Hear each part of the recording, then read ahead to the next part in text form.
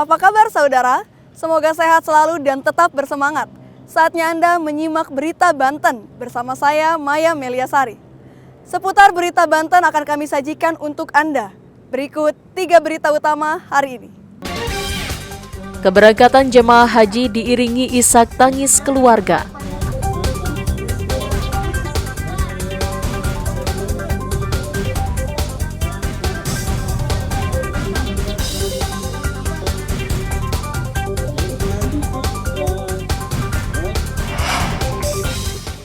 Tolak aktivitas penambangan, warga usir alat berat.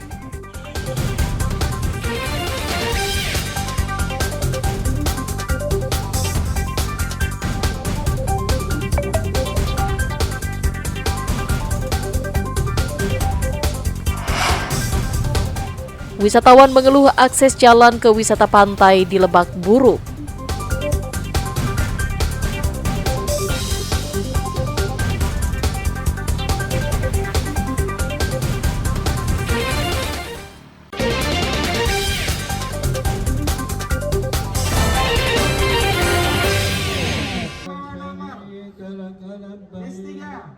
Diiringi doa, sejumlah calon jamaah haji diantar masuk ke bus yang akan memberangkatkan mereka ke Pondok Gede, Jakarta.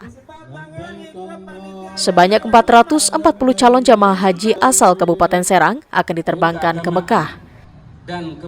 Sebelum berangkat, calon jamaah haji berkumpul di Selasar Pendopo, Kabupaten Serang. Suasana haru mengiringi pelepasan ratusan jamaah.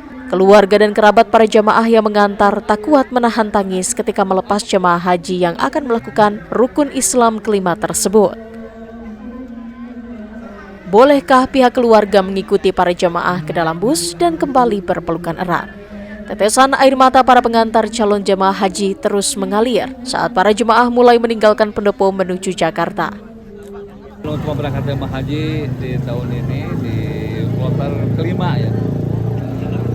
Tapi kabupaten pertama itu kita berangkatkan 440 calon jemaah haji dan seluruh kita 4 kloter ini ada 1.301 dan dibagi 4 kloter, dan di kloter pertama ini kita berangkatkan 440 calon jemaah haji dan tentunya kita lepas, kita persiapan, kita berikan pelayanan sebaik-baiknya bagi seluruh jamaah haji Kabupaten Serang, baik sekarang kloter 1, kloter 5 di pertama dan 4 kloter ke belakang nanti ke depan.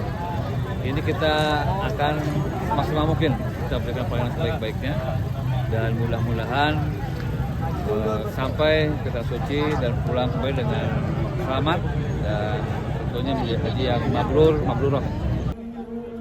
Sebanyak 440 jemaah haji asal Kabupaten Serang ini merupakan kloter pertama di kabupaten atau kloter 5 untuk embarkasi Jakarta.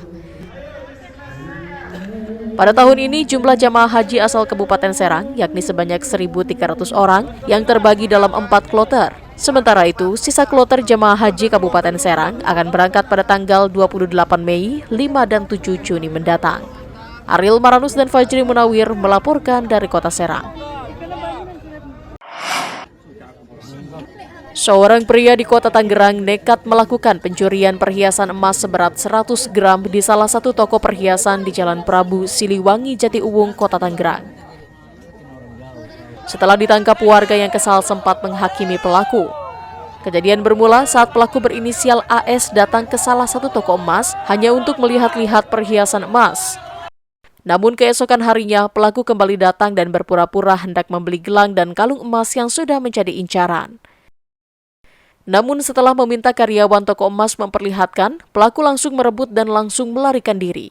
Karyawan toko emas yang panik langsung berteriak sehingga mengundang perhatian warga dan langsung mengejar pelaku. Pelaku berhasil ditangkap warga saat sedang bersembunyi di dalam kandang ayam salah satu warga. Pelaku yang sempat dihakimi massa langsung dibawa oleh anggota kepolisian ke Polsek Jatiuwung. Kepada polisi, pelaku mengaku nekat melakukan pencurian karena terdesak kebutuhan sehari-hari.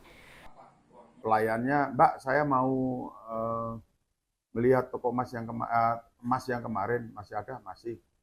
Kemudian dikeluarkanlah satu untai kalung dan satu untai gelang emas masing-masing seberat 50 gram.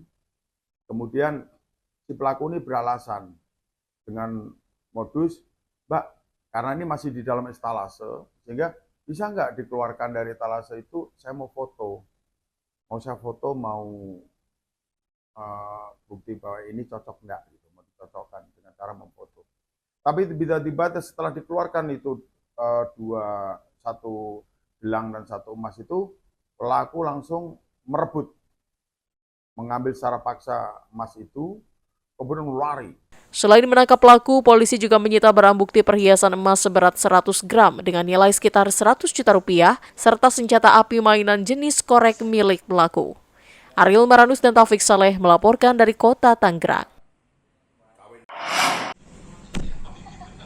Ratusan kios milik pedagang kaki lima yang berdiri di sepanjang Jalan Lingkar Selatan Kota Cilegon telah ditertibkan karena melanggar peraturan daerah. Guna mencegah kembali maraknya bangunan liar dan pedagang kaki lima atau PKL yang berjualan di atas trotoar, petugas dari Dinas Satuan Polisi Pamung Praja, Satpol PP Kota Cilegon, memasang spanduk larangan berjualan dan mendirikan bangunan di sekitar lokasi. Pemasangan spanduk larangan dilakukan guna menindaklanjuti penertiban bangunan liar dan PKL yang dilakukan pihak Satpol PP beberapa waktu lalu di sekitar lokasi.